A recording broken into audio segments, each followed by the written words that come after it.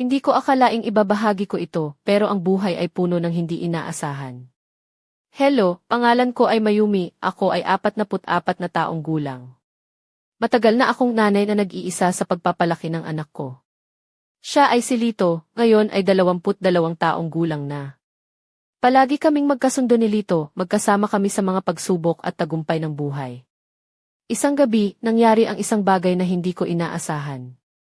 Napansin kong pagod na pagod si Lito at sinabi niyang hindi siya maganda ang pakiramdam dahil sa dami ng trabaho at pag-aaral. Kaya inalok ko siyang magpahinga sa kwarto ko at tinakpan ng makapal na kumot dahil malamig ang gabi sa amin dito sa bayan ng Lipa, Batangas. Sa simula, parang normal lang iyon, isang ina na tumutulong sa anak. Ngunit nang humiga ako sa tabi niya, naramdaman kong lumapit siya ng bahagya. Siguro ay nagtatangkang magpainit kaya hindi ko pinansin. Ngunit bigla niya akong niyakap, mahigpit pero mahinahon, parang noong bata pa siya. Medyo nagulat ako pero hindi ako tumutol. Marahil kailangan lang niya ng aliw. Habang nakahiga kami, nadama ko ang kanyang init at ang pantay niyang paghinga. Tahimik ang kwarto, maririnig ko ang pintig ng puso ko. Nakakatuwang nakakabahala ito. Hindi ako gumalaw upang hindi siya maistorbo. Parang ordinaryong ina na nagpapalakas ng loob sa anak. Ngunit nang tumagal, niyakap niya ako ng mas mahigpit sa ilalim ng kumot. Natigilan ako sandali, hindi ko alam ang aking mararamdaman. Gusto kong gumalaw o magsalita, pero nanatili akong nakadapa. May tensyon sa hangin na hindi ko maipaliwanag. Nang maramdaman ko ang isang matigas na bagay sa ilalim ng kumot, tumalon ang puso ko. Pinilit kong maging kalmado, iniisip na anak ko lang siya at baka hindi niya alam ang ginagawa niya. Pinipilit kong huwag pansinin ang damdaming unti-unting lumalalim sa akin. Sinabi ko sa sarili, sandali lang ito, isang kakaibang sandali na lilipas din, ngunit habang lumilipas ang mga minuto, naramdaman kong nagbago ang lahat at wala akong ideya kung paano haharapin ito. Nasa tabi ko si Lito. Pantay ang kanyang paghinga, ngunit naramdaman ko ang init na nagmumula sa pagitan namin. Gusto kong magsalita ng basta-basta para maalis ang alanganin, pero walang salita ang lumalabas. Nasa loob ako ng isang kakaibang mundo, hindi ko maintindihan ang aking nararamdaman. Nang tumingin siya sa akin nang may lambing sa mga mata na hindi ko pa nakita dati, parang ligtas ako, pero nangangamba rin, walang sinabi, ngunit parang tanong ang kanyang mga mata, ayos ka lang ba? Sinubukan kong umiti para paliitin ang tensyon, pero lalo lang lumalim ang katahimikan. Hawak pa rin niya ang aking kamay, malambot at mainit, ang kanyang mga daliri ay dahan-dahang gumagalaw. Maliit lang iyon, pero bawat haplos ay parang apoy na pumapaso sa loob ko. Pinipilit kong huminga ng pantay para hindi niya makita ang mabilis na pagtibok ng puso ko. Hindi ko alam kung ano ang sasabihin o gagawin, kaya nanatili akong nakahiga, pakiramdam ay nakakulong sa kakaibang koneksyon sa pagitan namin. Paulit-ulit kong sinasabi sa sarili na ina lang ako na nagpapalakas ng loob sa anak, walang iba pa. Pero sa katahimikan, kami lang dalawa sa ilalim ng kumot, umiikot sa isip ko ang mga di inaasahang damdamin. Siya'y nakahiga sa tabi ko, napakalapit, na parang may mas malalim na koneksyon na hindi ko maintindihan, isang init at hiwaga na pumipigil sa akin na umalis. Naramdaman ko ang halo ng hiya at init na hindi ko inaasahan, isang pakiramdam na hindi ko maipaliwanag. Si Lito ay tila hindi napapansin ang mga pagsisikap ko. Nasa tabi lang siya, ang kamay niya ay dahan-dahang gumagalaw, nagbibigay aliw ng parang iyon lang ang pinakanatural na bagay sa mundo. Muling pumikit ang mga mata niya, at inisip ko na siguro ay natutulog na siya. Ngunit biglang gumalaw ang kamay niya sa aking braso. Nilamig ako ng isang kilabot habang tumingin siya sa akin ng diretsyo. Sa kanyang mga mata, may tanong, parang naghahanap ng sagot kung normal lang ba ito, kung nararamdaman din niya ang kakaibang pagkahila. Napangalanan ko. Siya nang mahina, halos hindi marinig. Gusto ko ring itigil ito. Lumapit siya, umatras, at lumayo. Ngunit hindi ko maipatigil ang sarili kong paggalaw. Napakabigat ng tensyon sa pagitan namin, parang isang papalapit na bagyong tahimik. Walang nagsalita sa katahimikan, ngunit puno ang hangin ng mga salitang hindi nasabi, mga damdaming hindi niya kayang ipahayag. At parang natural na lumapit siya muli. Tumibok ng mabilis ang puso ko, pero hindi ako nakagalaw. Nagulo ako sa pagitan ng pagiging ina ni Lito at ng mga kakaibang damdaming lumitaw nang lumapit siya. Naputol ang hininga ko at nawala ang mga iniisip ko, naiwan lang ang sandaling iyon. Dahan-dahan siyang inilagay ang kamay niya sa balikat ko at tila nagdalawang isip din siya. Ang mundo ay tila malayo at nakatuon lang ako sa init ng kanyang presensya at ang pantay niyang tibok ng puso na halos marinig ko sandali. Pumikit ako, pilit na kinokontrol ang sarili. Sinubukan kong lumayo mula sa lapit na iyon na nakakalito at nakaka-stress. Ngunit bigla kong naramdaman ang kamay niya na inalis ang isang hibla ng buhok sa aking mukha. Isang simpleng, maalagaing galaw na nagpabalisa sa puso ko nang hindi ko maintindihan kung bakit. Binuksan ko ang mga mata ko at siya ay nakatingin sa akin ng mailambing at pagtitiwala. Napakalapit ng kanyang mukha na kitang-kita ang bawat detalye, mga maliliit na pekas, ang banayad na kurba ng mga labi, at ang paghahanap ng kanyang mga mata sa akin. May kahinaan sa kanyang mga mata na katulad ng sa akin. Nakita ko siyang naligaw sa sandaling iyon, para kaming naipit sa katahimikan, para tumigil ang oras. Sa isip ko ay umiikot ang mga tanong, pagdududa, mga bagay na hindi ko maintindihan, pero hindi gumagalaw ang katawan ko. Parang hinihila ako niya palapit sa kanya, isang tao na inalagaan ko mula pagkabata. Ngunit sa sandaling iyon, tila siya ay isang bagong tao.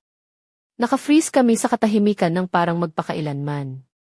Bigla siyang umatras, nilusutan ang trance. Tumingin siya sa malayo, medyo nahihiya, at napapayapang tumawa habang hinahaplos ang likod ng ulo niya. Bumalik ako sa sarili ko ng sandaling iyon, napagtanto kung gaano kami kalapit at kung gaano kami magkatulad. Biglang bumaha sa akin ang damdamin.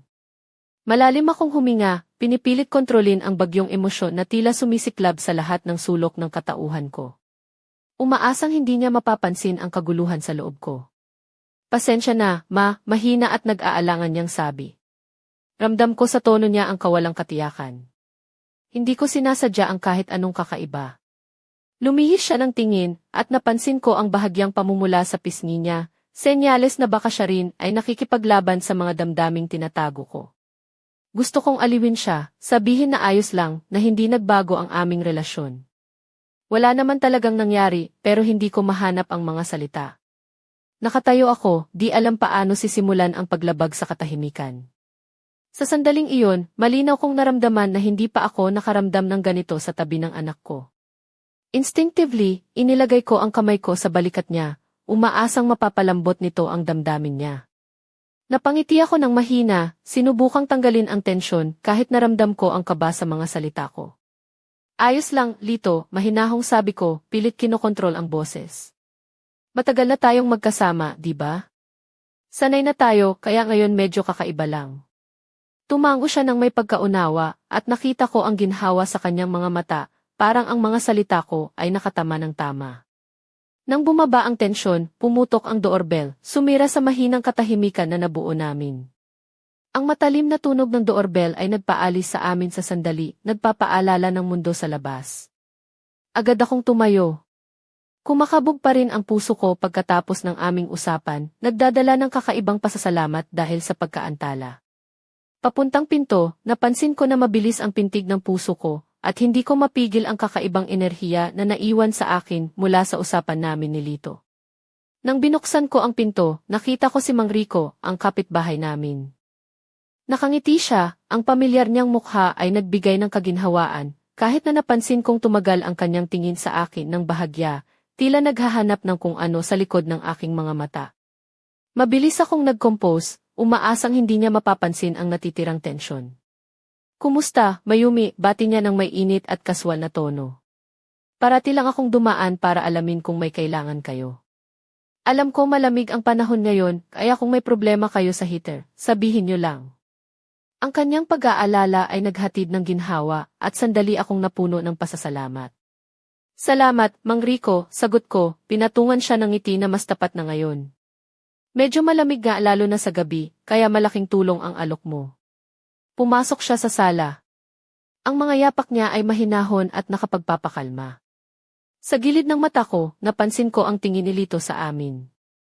Kitang-kita ang kanyang mukha, mahirap basahin ang ekspresyon, pero may kakaibang pakiramdam ako nang tumingin siya, parang nakita ko ang selos na agad niyang itinago at bumalik sa kanyang karaniwang walang pakialam na itsura. Naipit ako sa sandali, may kakaibang panghihinayang na baka mas malalim ang nararamdaman ni Lito kaysa sa inaakala ko.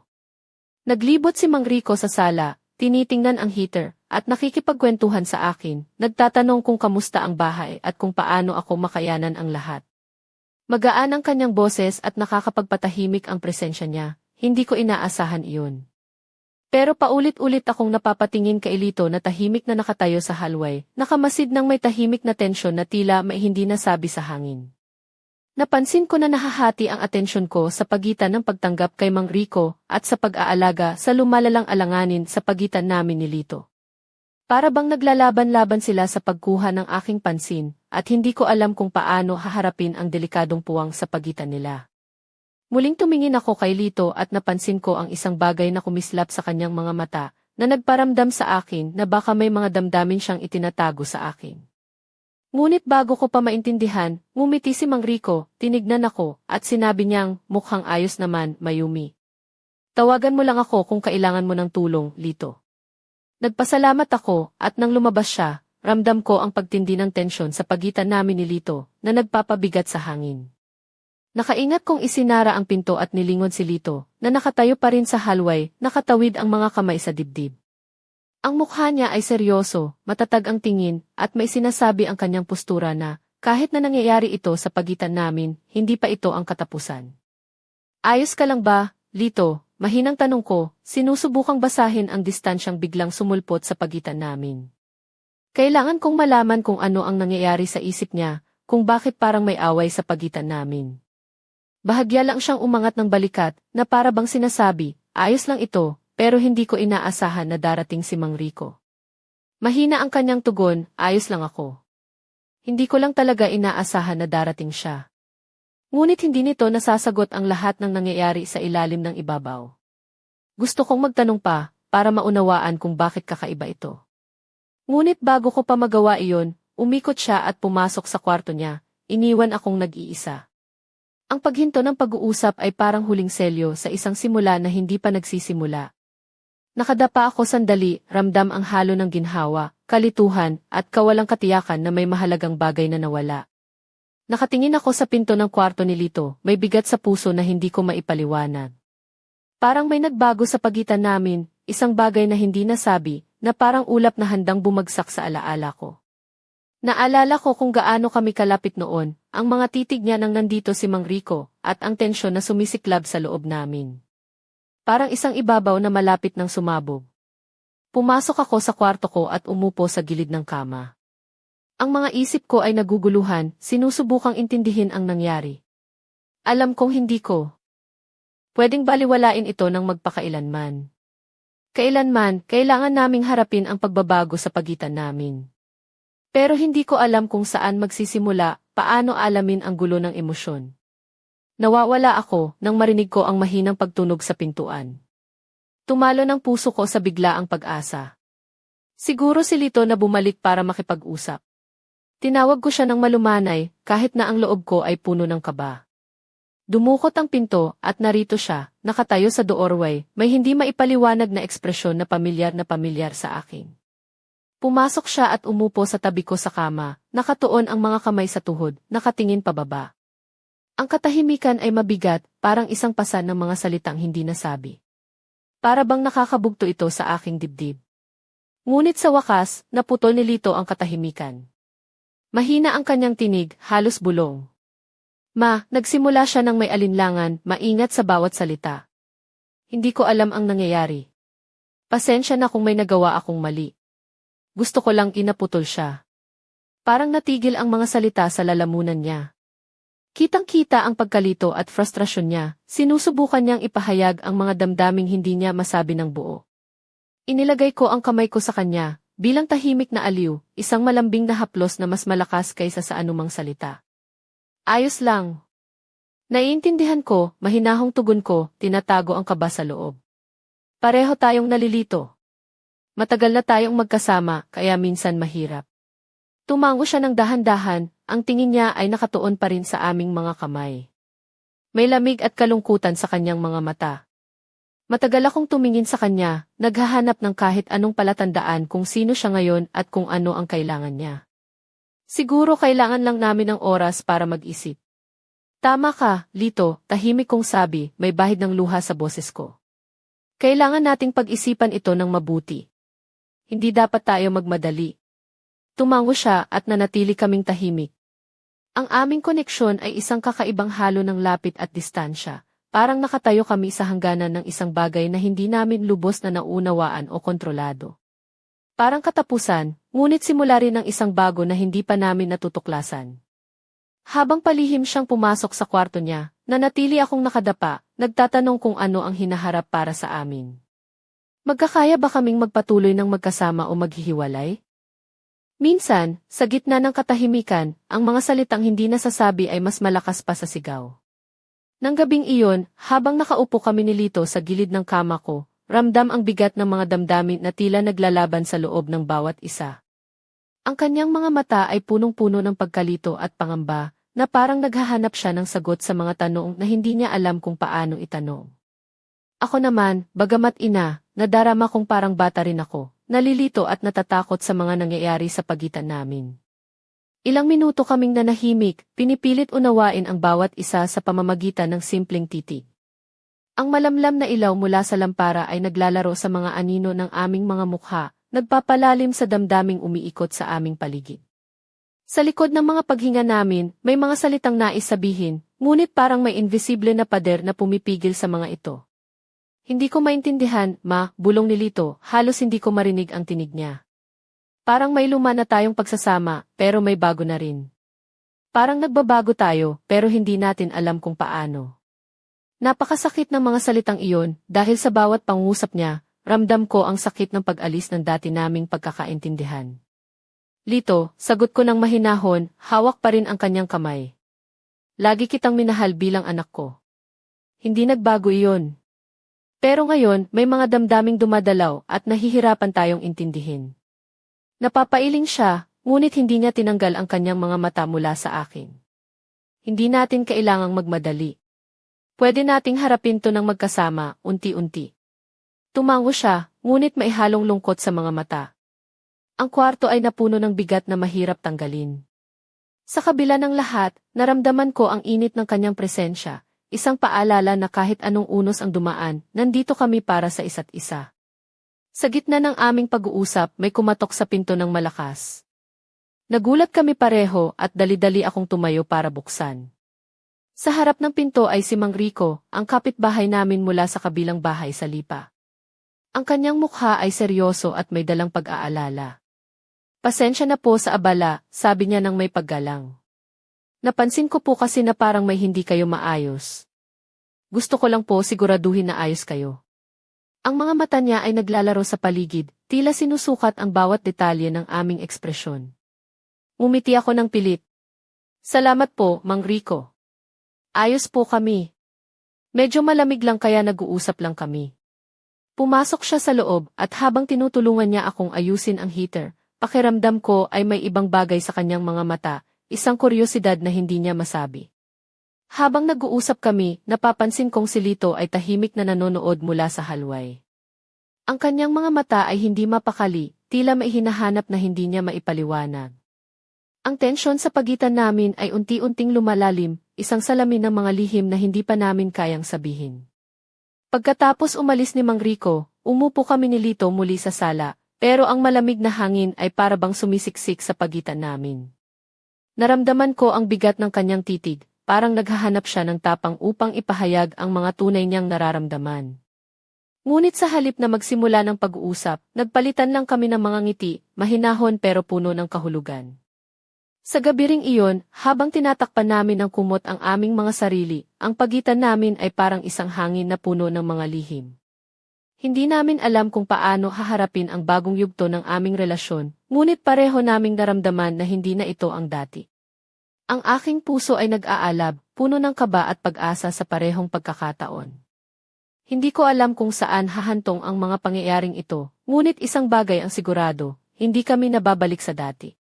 Sa gitna ng dilim ng gabi, sa maliit na bahay namin sa Lipa, nagsisimula ang isang kwento na puno ng misteryo at damdamin na kailangang harapin.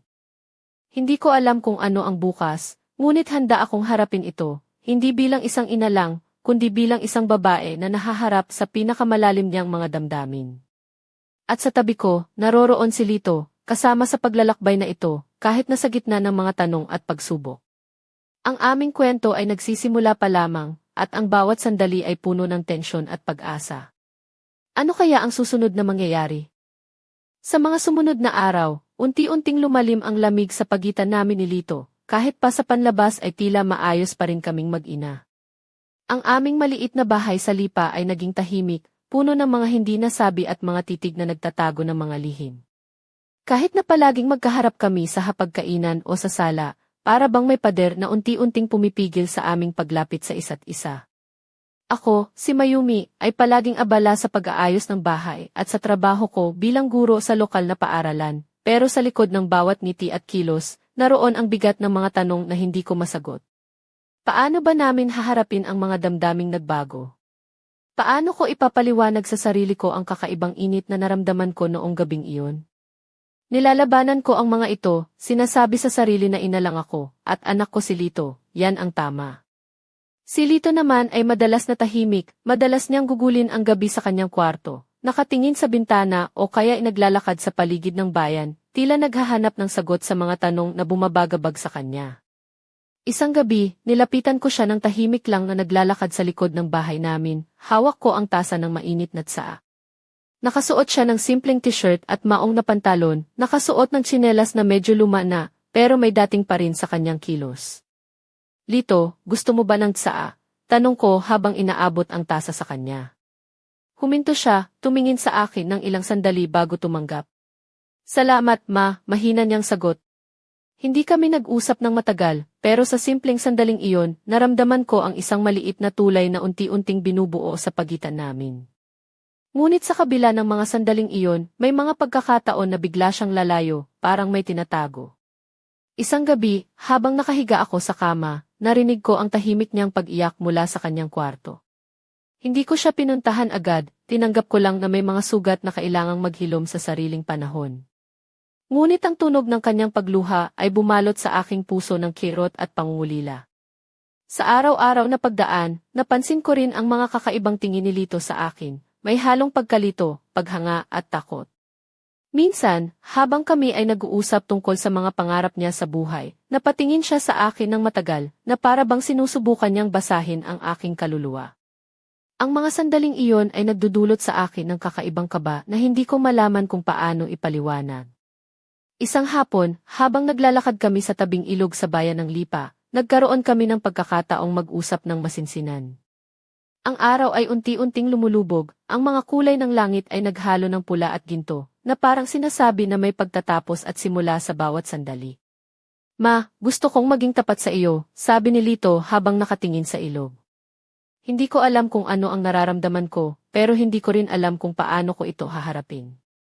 Tumingin ako sa kanya, ang kanyang mukha ay puno ng pag-aalinlangan at takot.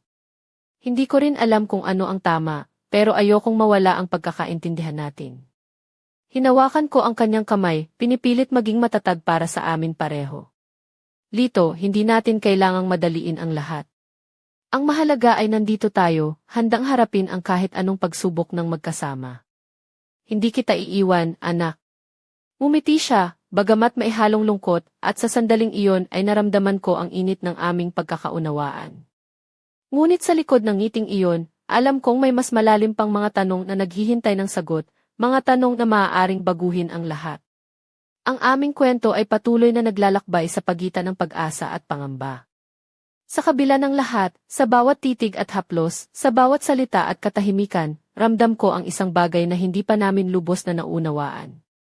Isang lihim na nagbabadya sa likod ng aming pagmamahalan, handang sumiklab sa hindi inaasahang paraan. Ano kaya ang mangyayari sa amin ni Lito? Sa maliit na bayan ng Lipa, ang aming buhay ay nagiging isang misteryo na kailangang tuklasin. At sa mga susunod na araw, ang mga lihim na ito ay maaaring lumabas sa liwanag, nagbubukas ng bagong kabanata sa aming kwento na puno ng damdamin, takot at pag-ibig. Ang gabi ng pangyayaring iyon ay nanatili sa aking alaala ng malinaw, parang isang pelikula na paulit-ulit na pumapasok sa aking isipan. Sa maliit naming bahay sa Lipa, habang ang malamig na simoy ng hangin ay pumapasok sa bintana, nararamdaman ko ang init ng presensya ni Lito sa tabi ko. Ngunit hindi ito simpleng init na dulot ng pagiging mag-ina lamang, may kakaibang tensyon na naglalakbay sa pagitan namin, isang lihim na hindi namin kayang pagtakpan. Nang imbitahan ko siya na humiga sa kama ko, upang magpahinga, tinakpan ko siya ng makapal na kumot. Sa umpisa, ang lahat ay parang normal lang, isang ina na nag-aalaga sa anak na pagod at may sakit. Ngunit nang humiga kami ng magkatabi, unti-unting lumapit siya sa akin.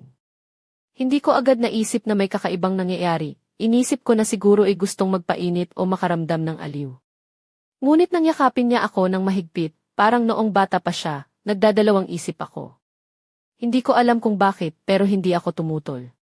Pinilit kong paniwalaan na ito ay isang pagnanais na maaliw lamang, isang sandaling pagyakap na puno ng pagmamahal ng isang anak sa kanyang ina.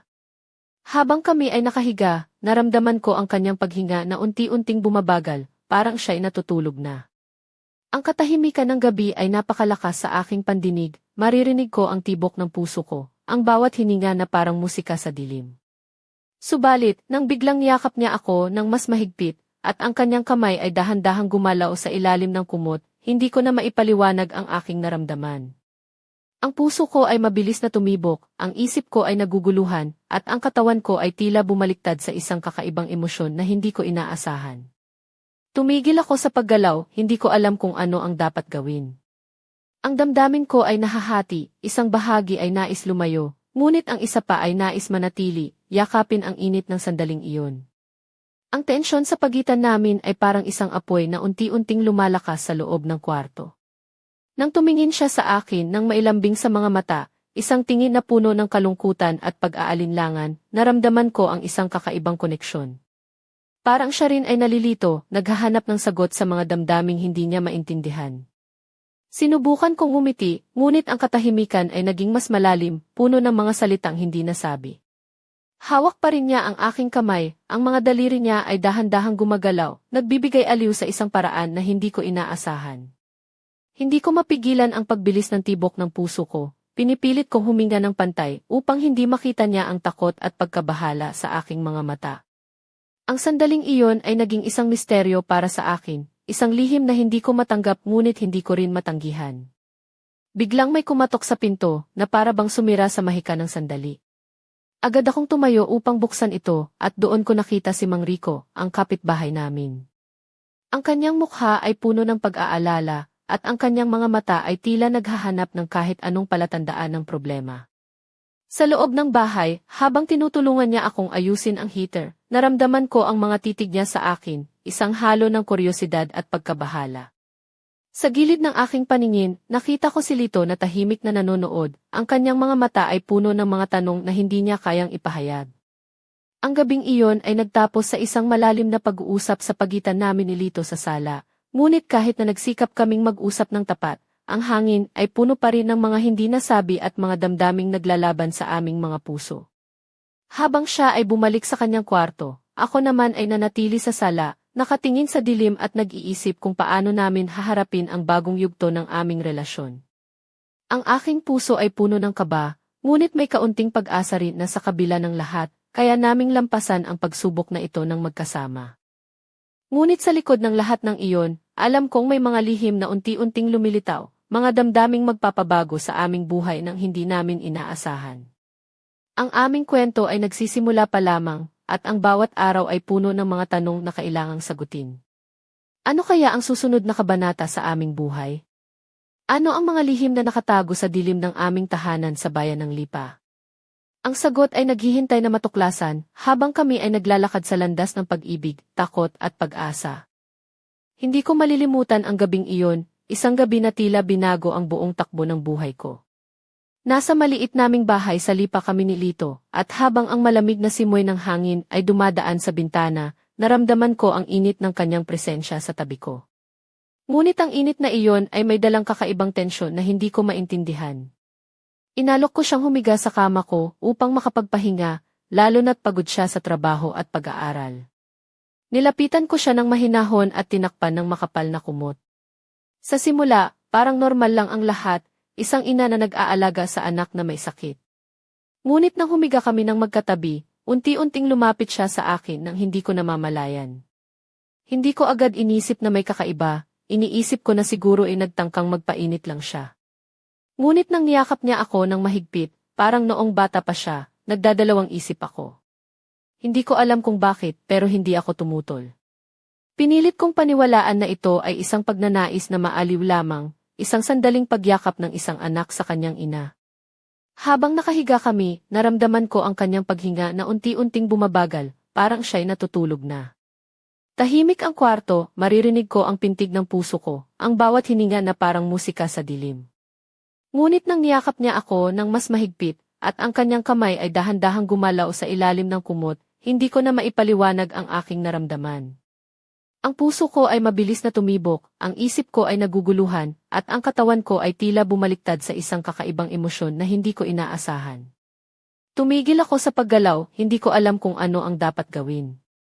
Ang damdamin ko ay nahahati, isang bahagi ay nais lumayo, ngunit ang isa pa ay nais manatili, yakapin ang init ng sandaling iyon. Ang tensyon sa pagitan namin ay parang apoy na unti-unting lumalakas sa loob ng kwarto. Nang tumingin siya sa akin nang mailambing sa mga mata, puno ng kalungkutan at pag-aalinlangan, naramdaman ko ang isang kakaibang koneksyon. Parang siya rin ay nalilito, naghahanap ng sagot sa mga damdaming hindi niya maintindihan. Sinubukan kong ngumiti, ngunit ang katahimikan ay naging mas malalim, puno ng mga salitang hindi nasabi. Hawak pa rin niya ang aking kamay, ang mga daliri niya ay dahan-dahang gumagalaw, nagbibigay aliw sa isang paraan na hindi ko inaasahan. Hindi ko mapigilan ang pagbilis ng tibok ng puso ko, pinipilit kong huminga ng pantay upang hindi makita niya ang takot at pagkabahala sa aking mga mata. Ang sandaling iyon ay naging isang misteryo para sa akin, isang lihim na hindi ko matanggap ngunit hindi ko rin matanggihan. Biglang may kumatok sa pinto na para bang sumira sa mahika ng sandali. Agad akong tumayo upang buksan ito at doon ko nakita si Mang Rico, ang kapitbahay namin. Ang kanyang mukha ay puno ng pag-aalala at ang kanyang mga mata ay tila naghahanap ng kahit anong palatandaan ng problema. Sa loob ng bahay, habang tinutulungan niya akong ayusin ang heater, naramdaman ko ang mga titig niya sa akin, isang halo ng kuryosidad at pagkabahala. Sa gilid ng aking paningin, nakita ko si Lito na tahimik na nanonood, ang kanyang mga mata ay puno ng mga tanong na hindi niya kayang ipahayag. Ang gabing iyon ay nagtapos sa isang malalim na pag-uusap sa pagitan namin ni Lito sa sala, ngunit kahit na nagsikap kaming mag-usap ng tapat, ang hangin ay puno pa rin ng mga hindi nasabi at mga damdaming naglalaban sa aming mga puso. Habang siya ay bumalik sa kanyang kwarto, ako naman ay nanatili sa sala, nakatingin sa dilim at nag-iisip kung paano namin haharapin ang bagong yugto ng aming relasyon. Ang aking puso ay puno ng kaba, ngunit may kaunting pag-asa rin na sa kabila ng lahat, kaya naming lampasan ang pagsubok na ito ng magkasama. Ngunit sa likod ng lahat ng iyon, alam kong may mga lihim na unti-unting lumilitaw, mga damdaming magpapabago sa aming buhay nang hindi namin inaasahan. Ang aming kwento ay nagsisimula pa lamang, at ang bawat araw ay puno ng mga tanong na kailangang sagutin. Ano kaya ang susunod na kabanata sa aming buhay? Ano ang mga lihim na nakatago sa dilim ng aming tahanan sa bayan ng Lipa? Ang sagot ay naghihintay na matuklasan habang kami ay naglalakad sa landas ng pag-ibig, takot at pag-asa. Hindi ko akalaing ganito ang magiging takbo ng buhay namin ni Lito. Ang anak kong palaging naging sandigan ko ay unti-unting nagiging isang misteryo na hindi ko maintindihan.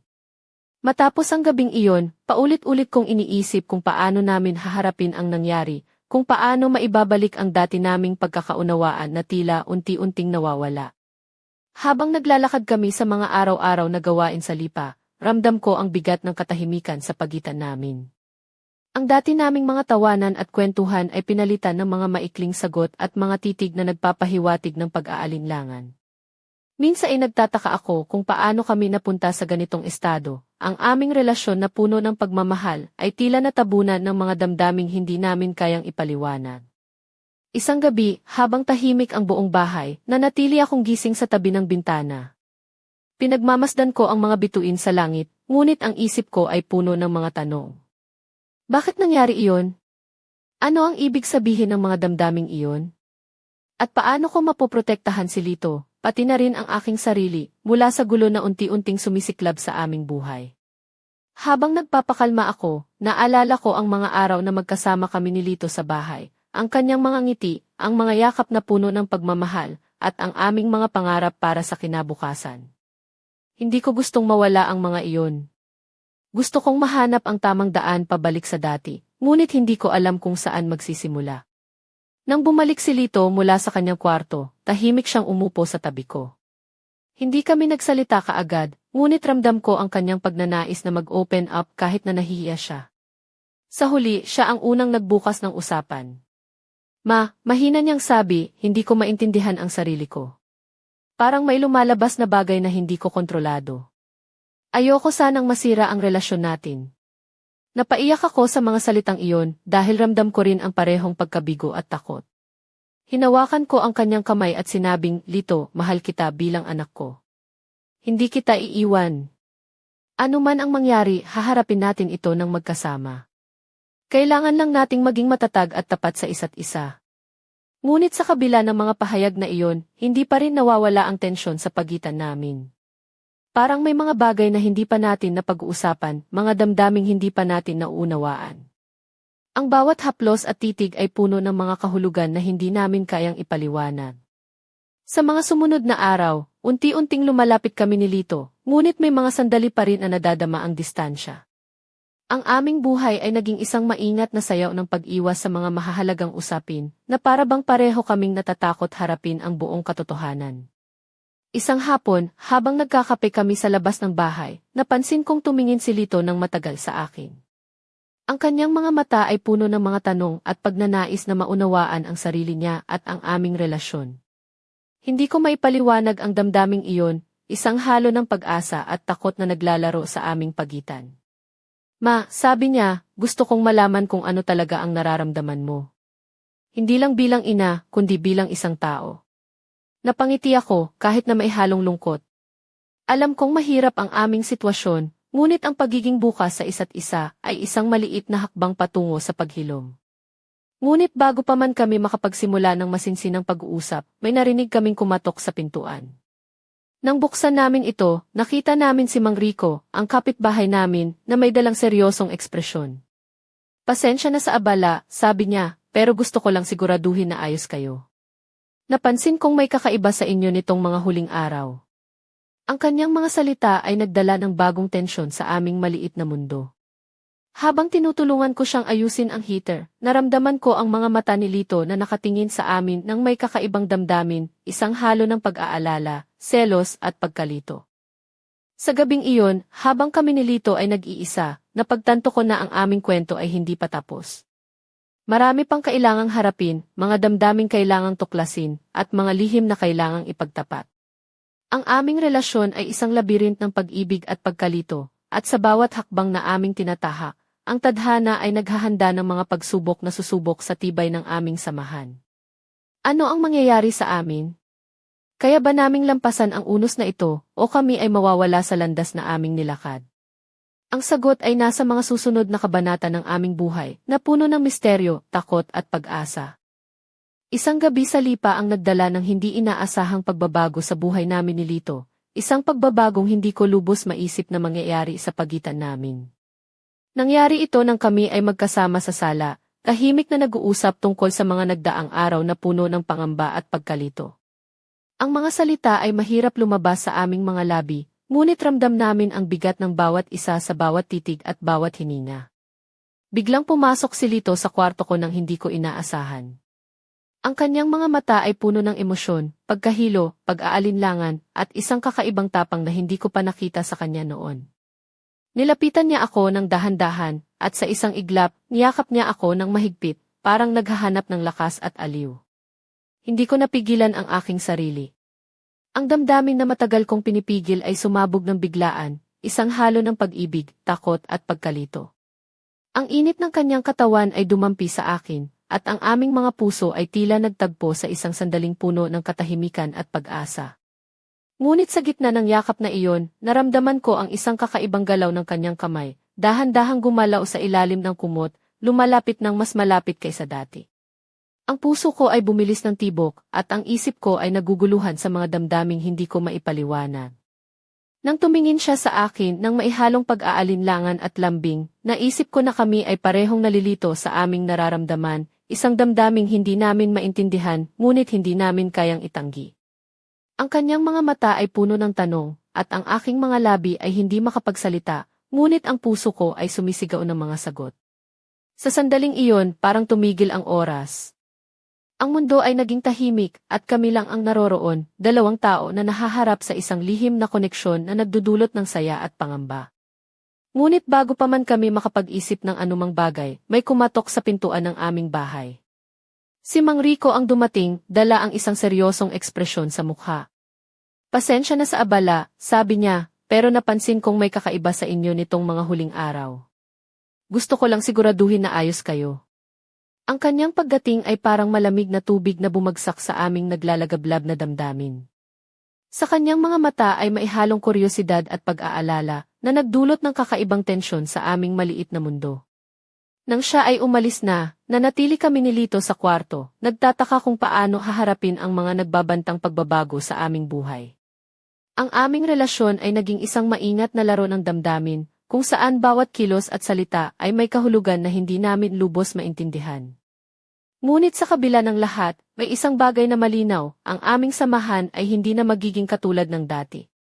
Ang mga lihim na unti-unting lumilitaw ay nagdadala ng mga bagong hamon, at ang aming mga puso ay sabik na malaman kung saan kami dadalhin ng landas na ito.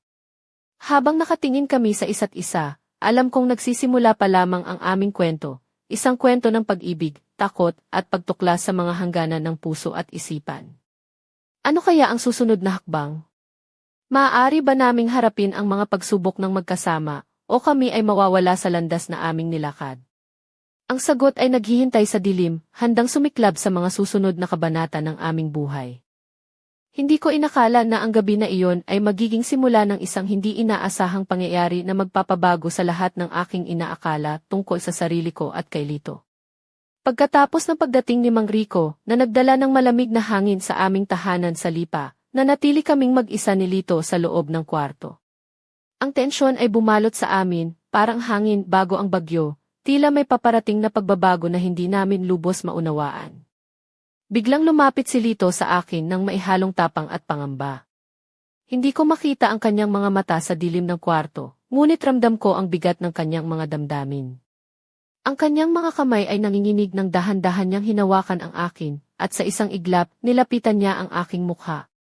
Mahina niyang bumulong, hindi ko alam kung ano ang nangyayari sa atin, pero hindi ko kayang itago pa ang nararamdaman ko. Ang kanyang tinig ay puno ng katotohanan at pag-aalinlangan, isang pagsisigaw ng puso na gustong marinig. Hindi ko alam kung paano sasagot. Ang aking puso ay naglalaban sa pagitan ng pagiging isang ina at ng mga damdaming kumikilos sa loob ko.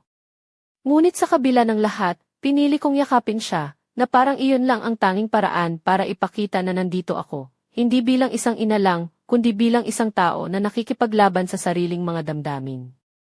Nang dalawang sandali kaming magkatabi, naramdaman ko ang init ng kanyang katawan at ang ritmo ng kanyang paghinga. Ngunit ang aming paglapit ay hindi lamang basta pagsasama, ito ay puno ng mga tanong, pangamba, at mga lihim na naglalaban sa aming mga puso. Sa gitna ng katahimikan, isang malakas na tunog ang bumagsak mula sa labas ng aming bahay. Nagulat kami at dali-dali kong pinuntahan ang bintana. Doon ko nakita si Mang Rico na tila nagmamadali, may dala-dalang sulat sa kamay. May problema ba? Tanong ko habang binubuksan ang pinto. Lumapit siya ng mabilis at inilabas ang papel. Ito ay isang liham mula sa barangay, paliwanag niya. May mga balitang kumakalat tungkol sa inyo, at nais ng mga opisyal na malaman kung ano ang totoo. Ang mundo ko ay parang gumuho sa isang iglap. Ang aming lihim, ang aming mga damdamin, ay nagsisimulang sumilip sa liwanag, at ang panganib na ma-expose ay nagdudulot ng takot at pag-aalala. Si Lito ay tumayo sa tabi ko, hawak ang aking kamay ng mahigpit. Ang kanyang mga mata ay puno ng determinasyon, ngunit ramdam ko rin ang kanyang takot. Alam naming pareho na ang aming buhay ay hindi na magiging katulad ng dati. Sa harap ng pintuan ng barangay, nagsimula ang isang bagong kabanata, isang laban para sa aming relasyon, para sa aming mga damdamin, at para sa amin bilang mag-ina. Ang lihim na aming pinagsaluhan ay nagiging isang hamon na kailangang harapin ng magkasama. Habang hinihintay namin ang mga susunod na hakbang, ang aming mga puso ay puno ng kaba at pag-asa. Alam naming mahirap ang landas na tatahakin, ngunit handa kaming maglakbay ng magkasama, kahit pa ito ay puno ng mga pagsubok. Ano ang magiging hatol ng barangay? Paano namin haharapin ang mga balitang kumakalat? At higit sa lahat, kaya ba naming panindigan ang aming relasyon sa harap ng lahat ng ito? Ang mga tanong na ito ang bumabalot sa amin habang kami ay naglalakad sa madilim na landas ng pag-ibig, takot at pagtuklas. Ang aming kwento ay patuloy na sumusulat ng mga pahina ng misteryo at damdamin, isang kwento na hindi pa tapos at puno ng mga lihim na kailangang tuklasin. Sa mga sumunod na araw, ang aming mundo sa Lipa ay tila naging isang eksena ng isang pelikula na puno ng tensyon at hindi inaasahang mga pangyayari. Ang lihim na aming pinagsaluhan ni Lito ay nagiging isang apoy na unti-unting lumalakas, pumupuno sa bawat sulok ng aming buhay ng init at panganib. Ang bawat paghinga namin ay may kasamang kaba, ang bawat titig ay may dalang mga tanong na hindi namin kayang sagutin. Ang balita tungkol sa amin ay kumalat ng mabilis sa aming barangay. Ang mga kapitbahay ay nagsimulang magbulungan, at ang mga titig na dati ay puno ng pagkakaibigan ay naging mapanuri at mapanghusga. Ang presyon ay bumalot sa amin, isang mabigat na alon ng pag-aalala na pilit naming nilalabanan. Isang araw, habang naglalakad kami ni Lito sa palengke, napansin kong may mga tao na tumitigil at naninita sa aming mga mukha. Ang mga ngiti ay napalitan ng mga kwestiyon at mga pagdududa. Ramdam ko ang bigat ng kanilang paghusga, ngunit pinilit kong manatiling matatag para sa amin pareho. Sa loob ng bahay, ang tensyon ay lalo pang tumindi. Ang mga gabi ay puno ng mga bulong at mga tanong na hindi nasasagot. Si Lito ay madalas na tahimik, nakatingin sa bintana habang iniisip ang mga susunod na hakbang. Ako naman ay naglalaban sa pagitan ng pagiging ina at ng mga damdaming unti-unting sumisiklab sa aking puso. Isang gabi, habang kami ay magkasama sa sala, humarap si Lito sa akin ng may seryosong ekspresyon. Ma, sabi niya, hindi na natin kayang itago ito. Kailangan nating maging tapat sa lahat, sa aming sarili, sa barangay at sa lahat ng tao. Napaiyak ako, ngunit alam kong tama siya. Ang pagtatago ay hindi na solusyon. Ngunit ang pagharap sa katotohanan ay nangangahulugan ng pagharap sa mga sakit at pagsubok na hindi namin inaasahan. Sa gabing iyon, nagsimula kami ng isang mahirap na pag-uusap tungkol sa aming mga damdamin, sa aming kinabukasan, at sa mga panganib na maaaring dumating. Ang bawat salita ay puno ng katotohanan, ngunit may halong takot at pag-asa. Ngunit bago pa man namin matapos ang aming usapan, may kumatok sa pintuan. Ang puso ko ay namimintig sa kaba habang binubuksan ko ito. Sa likod ng pintuan ay ang punong barangay, kasama ang ilang mga opisyal. May mga balita kami na kailangang pag-usapan, sabi ng punong barangay. Kailangan namin ng inyong paliwanag at pakikipagtulungan.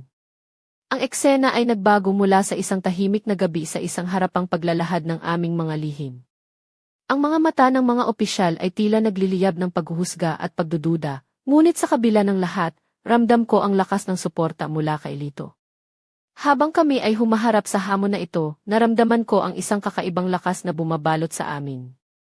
Ang aming relasyon ay hindi na lamang basta pag-ibig, ito ay isang laban para sa katotohanan, para sa aming dignidad, at para sa kinabukasan namin. Ano ang magiging kapalaran namin? Paano namin haharapin ang mga pagsubok na ito? At higit sa lahat, kaya ba naming panindigan ang aming pagmamahalan sa harap ng matinding pagsubok? Ang mga sagot ay nasa mga susunod na kabanata ng aming kwento, isang kwento na puno ng damdamin, tapang, at hindi inaasahang mga pangyayari. Ang aming paglalakbay ay patuloy, at ang bawat hakbang ay nagdadala ng bagong pag-asa at bagong hamon. Sa huling yugto ng aming kwento, ramdam ko ang bigat ng bawat sandali na dumarating sa aming buhay sa Lipa. Ang aming munting tahanan, na dati puno ng tawanan at pagmamahalan, ngayon ay naging entablado ng mga pagsubok na hindi namin inasahan. Si Lito, ang anak kong palaging aking sandigan, ay ngayon kasama ko sa isang laban na puno ng pagkalito, takot at pag-asa. Nang harapin namin ang punong barangay at mga opisyal, nagtagumpay kami sa pagiging tapat sa aming mga damdamin, isang hakbang na puno ng tapang at pag-asa na maunawaan kami. Hindi naging madali, ngunit sa bawat salita, bawat titig, at bawat luha, naramdaman kong pinagtibay ang aming samahan. Ngunit ang tunay na labanan ay hindi sa harap ng mga tao, ito'y nasa loob ng aming mga puso. Ang mga damdaming noon ay lihim at nagdudulot ng pagkalito ay ngayon ay unti-unting nagiging maliwanag. Nalaman namin na ang pag-ibig ay hindi laging sumusunod sa mga inaasahan, ngunit ito'y isang lakas na nagbibigay ng pag-asa kahit sa pinakamadilim na panahon. Habang kami ay naglalakad sa tahimik na lansangan ng lipa, hawak ko ang kamay ni Lito at naramdaman ko ang init ng kanyang presensya. Alam kong marami pang pagsubok ang darating, ngunit sa kanyang tabi, handa akong harapin ang lahat. Ang aming kwento ay isang paalala na ang buhay ay puno ng mga hindi inaasahang pangyayari, at na ang tunay na lakas ay nagmumula sa pagtanggap sa ating mga sarili at sa mga taong mahal natin. Hindi namin alam kung ano ang hinaharap, ngunit alam naming magkasama kaming haharapin ito, isang ina at anak na naglalakbay sa landas ng pag-ibig, tapang at pag-asa. Sa bawat pagtatapos ay may bagong simula. Ang aming kwento ay hindi nagtatapos dito. Ito ay patuloy na sumusulat ng mga pahina ng buhay na puno ng misteryo, damdamin at pag-asa. At sa puso ko, naniniwala akong anuman ang mangyari, ang pagmamahal namin ni Lito ay magiging ilaw na gagabay sa amin sa dilim. Ano nga ba ang susunod na kabanata?